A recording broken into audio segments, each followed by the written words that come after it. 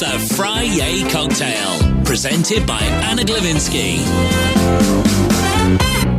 I'm delighted to be joined on the line by Peter Ames Carlin. He's written a book called The Name of This Band is REM. Now, we can all guess what the book's about. It's about one of the greatest bands, one of the greatest rock bands ever that had a huge impact on the musical landscape of the 80s and 90s. And in fact, was one of the first albums that I ever bought. Peter, hello, how are you?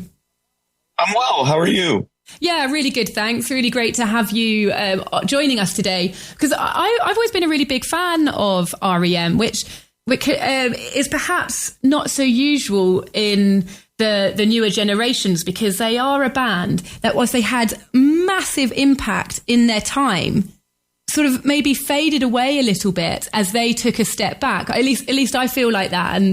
And their legacy, I feel, needs to live on, which is why books like yours are fantastic, because they were such an iconic band at their time.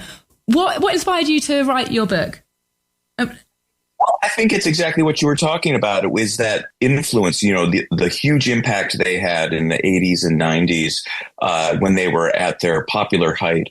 But then also the way that impact and that influence continues even today. I mean, you think about the ways that they built their career almost in opposition to the expectations of pop music and pop culture. There were so many things that other bands did as a matter of course that they absolutely wouldn't do. For years, they didn't make videos in which they appeared or in which they would lip sync, and they wouldn't, make their lyrics terribly legible and wouldn't print the lyrics and wouldn't, there were so many things they wouldn't do because they felt like doing things in their own unique way. And I think a lot of artists today, even now, you see an artist as huge as Taylor Swift making whatever type of record she wants to make, changing styles, and changing sounds from album to album. And that's something REM was doing in the 80s and 90s. And would you say that was different from other bands at the time? Because there were also, they were alongside other rock greats who were also doing quite individualistic things. Sure, but at the time, I mean, when you think about the 80s, when they were coming into their own, that was a time that was so defined by MTV, and every artist that you can imagine was producing these flashy videos that kind of conform to the expectations of what a music video should be like, with, flashing lights and people in spandex and pretty girls and the whole business. And REM would submit these kind of avant-garde art films that Michael Stipe would make. Their song Fall on Me, which was becoming a radio hit in the mid 80s, when they put out a video for that, it was footage of a quarry, a rock quarry in Indiana that Michael Stipe filmed and then projected upside down on the video, with the lyrics playing and no one in it. And it was like, of course it didn't get played on MTV. And had it been played, they might have had a much, much bigger hit out of it. But that wasn't what they wanted to do at the time. Do you feel, because they were never, you're saying they weren't really putting their image out there. And it's so true, because I was thinking about them, that they were never a sort of rock band that played into the personalities and characters, or even, like heartthrobs that the music industry so often put out there. I've always thought that Michael Stipe had quite captivating eyes. He had, very piercing eyes, great look about him, but they didn't sort of sell themselves in that way. Do you think that maybe added to their success because they would have been taken more seriously? Or do you think that they lost out on opportunities and becoming even bigger because of that? I think that certainly as they were building their career, it took them probably longer to get to where they ended up, which is at the top of the heap, as a result of the way that they did. But I think that they built their foundation, their following, so purposefully and slowly, that by the time they did become huge, they were better adjusted as people and as artists, so that when they really did come into their own and people began to pay attention in the late 80s and into the 90s, they were really, really strongly established in their own sense of who they were. And I think that helped appeal to people. By the time that people began to pay attention in the early 90s, a lot of what was appealing about REM was the fact that they were so, opposed to what had been dominating pop music for 10 years at that point. Their image was this kind of anti-image, if you can imagine that. It's paradoxical, but their whole thing, all their music was, and everything about the work that they did was at its core paradoxical. They were an incredibly successful pop band who made pop music that was, in opposition to what the standards and expectations of pop music were at the time. And would you say that gave them an edge? And would you say that they played into that, I guess is what I'm trying to say? They're sort of going against the current, they're being difficult. To be fair, I think that is a fair statement.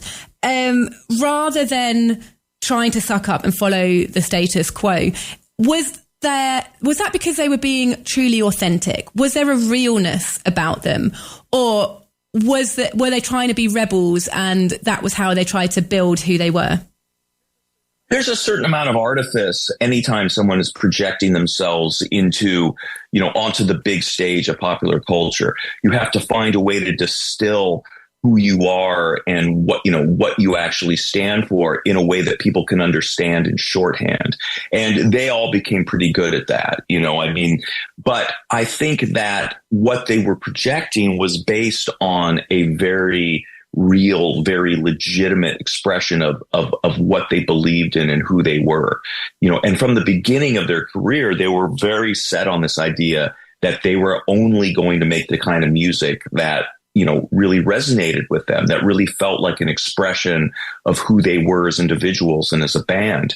And what they really wanted to do was to project something of alternative culture and art and avant-garde culture into the mainstream and see how much of that they could get away with, and they found ways to kind of mediate those ideas and yet not water down the ideas at all. If you follow my drift there, they were just, as Peter Buck said in the 80s, they were the acceptable face of the unacceptable stuff, the edgy, beyond the pale type of stuff, what the weirdos and art freaks were doing, that was what REM was. And they really maintained that for the entire 31 years of their career. It's a massive career, isn't it? And so who were they then, Peter? Where did they come from? How did they start? Well, when they met, they were essentially four college kids at the University of Georgia in Athens. I mean, the guitarist Peter Buck was a little older than the other guys and had dropped out of university.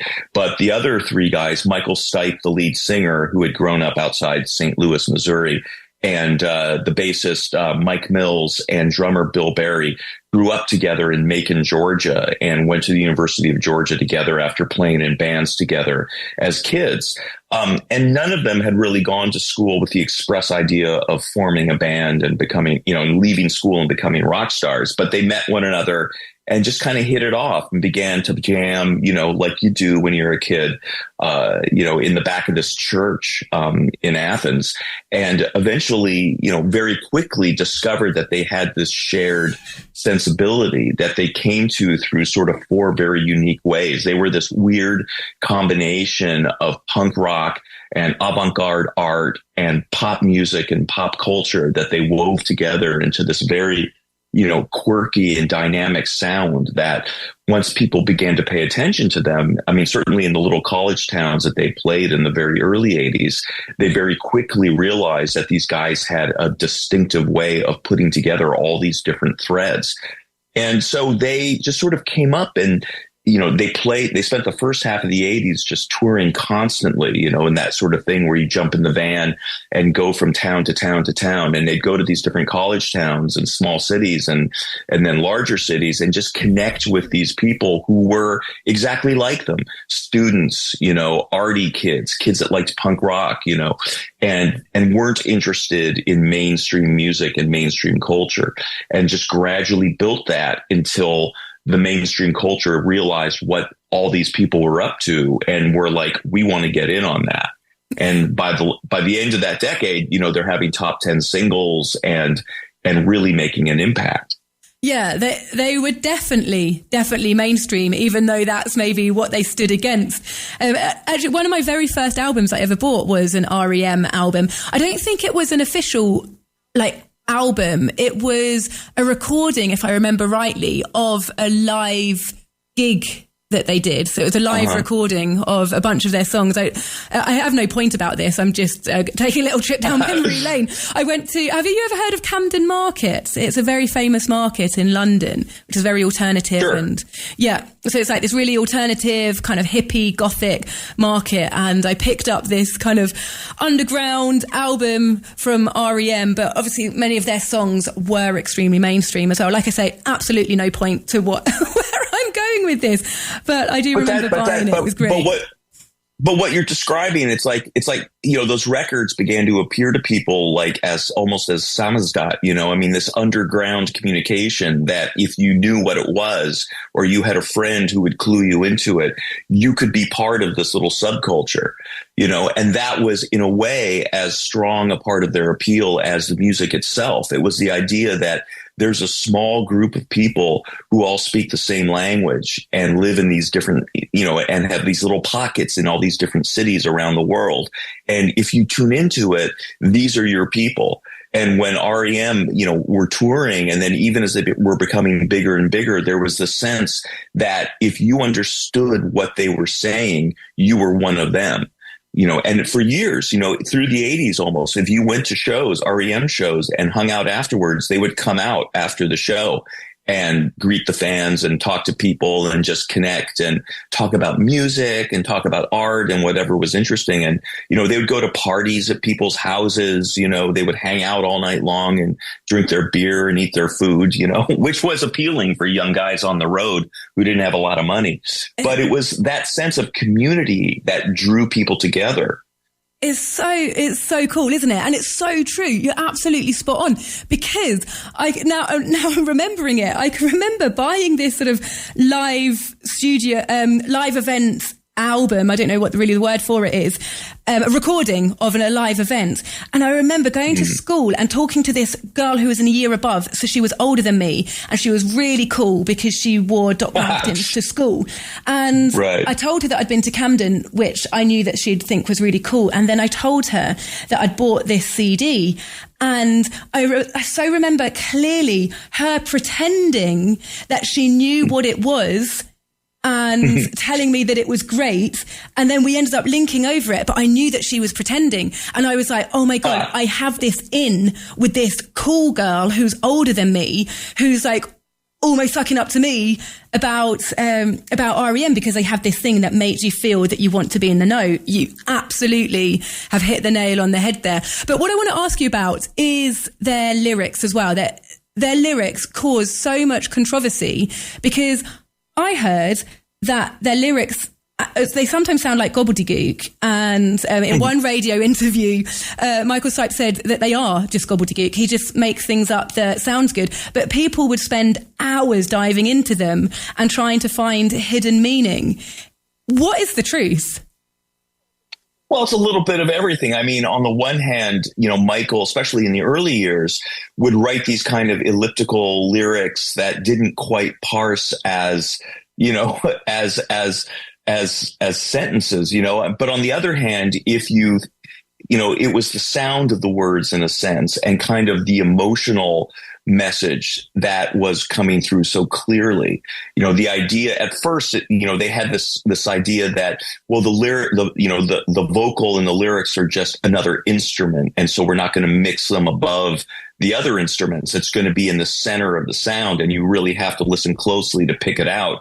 And they didn't print lyric sheets, and he sort of wrote these almost riddles that you had to kind of break apart and figure out what they meant. But what he was particularly gifted at and became even better at as the years went by was, and you think about a song like Losing My Religion, which is, the core phrase in the chorus. The title of the song is like this archaic old Southern folk expression that, 98% of the audience had never heard before and had no idea what it meant.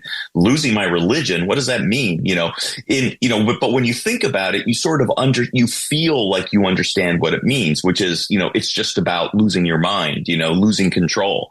Oh my God, I've lost my religion over this, and it's a song about, a relationship that's gone wrong, but where the singer feels vulnerable and exposed, that's me in the spotlight. That's me, losing my religion.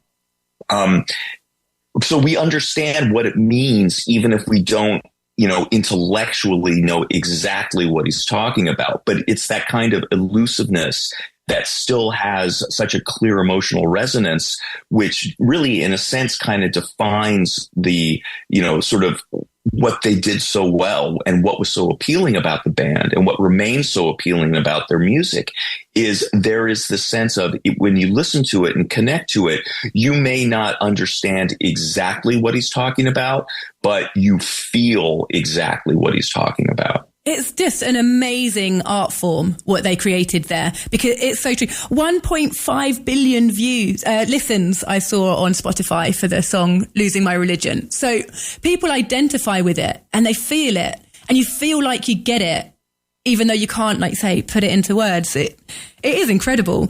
And I mean, you're obviously a huge fan. Why did you pick out REM to write a book? And what was your process? Did you get to meet the guys? How did you do all your investigation and research? Well, I had met them all before, and I lived for a long time, I lived in Portland, Oregon, which is a town in the Pacific Northwest. And Peter Buck had moved there, I think, about 12 or 13 years ago. And I would see him around town, because, he's always playing in different bands, and, he produces records for people who come into town. And he works with Scott McCoy, who was sort of REM's utility musician for the second half of their career. And they produce records together and perform in at least half a dozen different bands at any given time. And so I got to know Peter a bunch, and I knew their manager really well and had met the other guys over the years. But so when I decided to write about them, it was just because, I was a big REM fan, and it was one of those artists where you think like, I'd really like to understand more about these guys and their career. And I would look around, and there were books about them out there, and some really good ones, but not exactly the book that I wanted to see, which was about not just about their music, but also about where they fit into the culture, because I was so aware of them through the 80s and understood what they symbolized in the larger context of popular music and popular culture. But a book about that, sort of where they, how they kind of managed to do this thing of taking alternative culture and indie music and avant-garde art and somehow projecting it into the mainstream that I so appreciated while it was happening.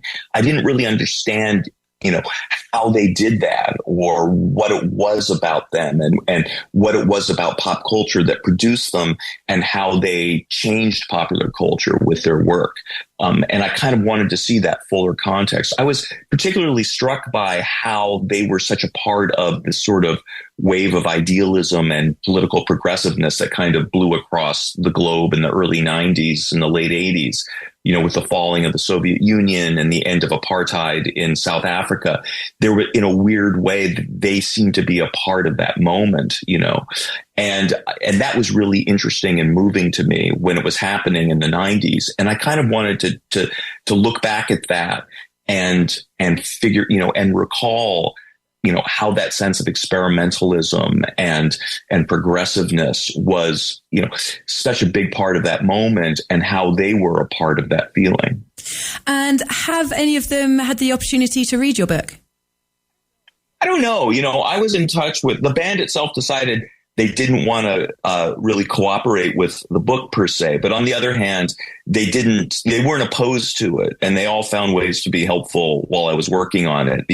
I kept in touch with Peter here and there when I was working on the book, and we would every so often I'd be able to go to him with just like fact checking things like, I can't figure this out. What happened then? And he would be really good about pointing me in the right direction. So that was cool. Nice. I don't know if they've read it. I think that, a large part of what makes them interesting is the fact that when they were done being pop stars, they were done being celebrities. They never really wanted to be celebrities in the first place. So the idea of like cracking open their lives again and their experience of those years, they just, even if it was going to benefit them by having a big, splashy book about them out there, they didn't necessarily want to play along. It's like they already did more than they ever thought they would.